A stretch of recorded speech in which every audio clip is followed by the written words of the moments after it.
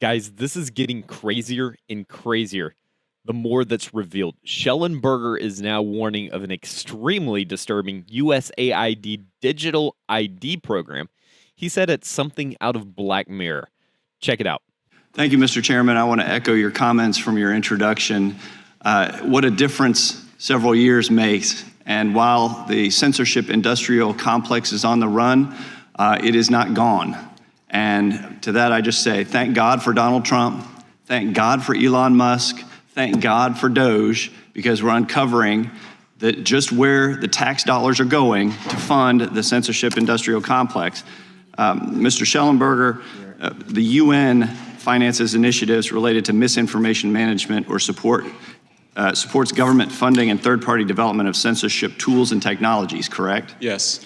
And you're aware that U.S. taxpayer dollars have been used by the UN to develop and implement an AI-assisted fact-checking tool to label speech as misinformation, disinformation, and malinformation, toxic or hate speech, correct? Yes, sir. Very disturbing. In fact, in 2021, the U.S. gave the UN Development Program $190 million in taxpayer dollars. And I-Verify, what they've developed, has been tested in 5 countries: Kenya, Honduras, Liberia, Sierra Leone, and Zambia. And it's intended to expand to more countries. Does that concern you? Extremely. The UN has also partnered with other players in the censorship industrial complex, including CrowdTangle, a Facebook meta-connected fact-checking tool. Meeden got $250,000 from the National Science Foundation for identifying and countering misinformation on closed messaging platforms. An international fact-checking network, IFCN, a grant and fellowship-making organization to help fact-checkers, solution providers, and other eligible organizations launch new and innovative fact-checking programs and initiatives. Do you see I-Verify as part of a larger global trend towards centralized control over information? Yeah, and we didn't have a chance to get to it, but USAID has been pushing digital IDs that would tie people's bank accounts to their social media profiles. It's out of Black Mirror. The idea would be that they'd be able to police and potentially debank you for something that you said online. It's extremely disturbing, and I was just kind of shaking my head because after 2 years of this, we just keep discovering more censorship initiatives hidden away in different agencies, the UN, USAID. It's madness. It's terrifying. You agree. Programs like E-Verify and I-Verify, the one you just mentioned as well, could be weaponized by authoritarian governments to silence dissent. And you've seen by our government this as well. Yeah. Well, of course, by our government as well. And Ms. Subramania, you've seen this as well. Absolutely. I've seen the weaponization of government to go after innocent people in my own country, in Canada. The truckers' protest of 2022 was a great example of that, where people who protested, they were debanked. So if you were a grandmother somewhere donating $50 to the protest, you were frozen out of the financial system. And it has a chilling effect to the point that people are now afraid of having their voices heard. They're afraid to express themselves because the consequences of expressing yourself freely in a country like Canada, a G7 country, people are afraid to speak out. And I've only seen this in authoritarian countries that I've lived in. And that is something that should concern us all. Mm-hmm. And it's happening here.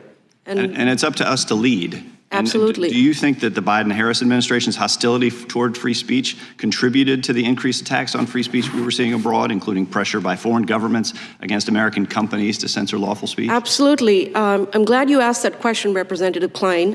When Elon Musk's free speech rights were being attacked, and they're still being attacked by the EU under the Digital Services Act, there was silence from the Biden administration.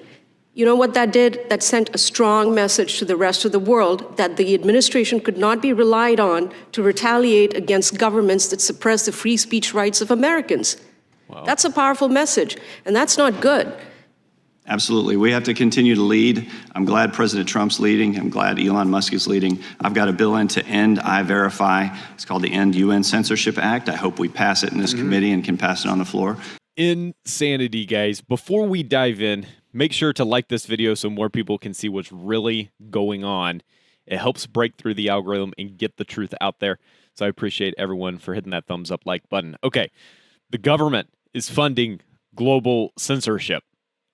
Michael Shellenberger exposed right here in this video how U.S. tax dollars are being sent to the United Nations to develop AI-assisted censorship tools. These tools label speech as misinformation, disinformation, malinformation, or even toxic hate speech. Guys, this isn't just happening in authoritarian countries. It's happening here in America. U.S. gave the UN Development Program $190 million of your taxpayer funds, my taxpayer funds, to push these censorship efforts. Guys, the program, it's called I-Verify, has already been tested in 5 countries, is now expanding. The Biden administration was completely silent on these violations of free speech, and we have to hold them accountable and say, why? Why? USAID is now pushing digital IDs that could connect your social media to your bank account. Think about that for a second. Just think about how crazy that is. If the government or big tech doesn't like your opinion, you could be debanked. We already saw this happen in Canada with the trucker protests. Everyday people frozen out of the financial system just for supporting peaceful protests. Could that happen here in the United States? Well, if we don't fight back, what's stopping it from happening here? Authoritarian governments aren't the only ones silencing voices. The Biden administration's silence on free speech crackdowns abroad showed a dangerous precedent. And again, we thank God that Donald Trump is now president, and we're starting to uncover some of this craziness that went on. Everything was behind the curtain over the last 4 years. Nothing was brought out into the daylight. If the U.S. won't stand for Elon Musk's free speech rights under the EU's Digital Service Act, then how can we expect them to defend everyday Americans?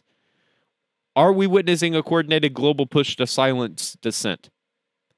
Guys, what do you think? Drop a comment down below. Should the government be funding speech regulation tools?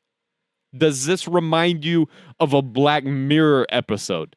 I mean, how dangerous is digital ID for free speech and financial systems? And guys, don't just watch. Be part of the conversation. Consider becoming a channel member to support independent media like this and keep this content coming.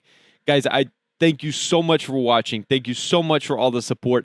I literally could not do this without you, so I want you to know I really appreciate you. All right, y'all have a great one, guys, and I will see you soon with another update.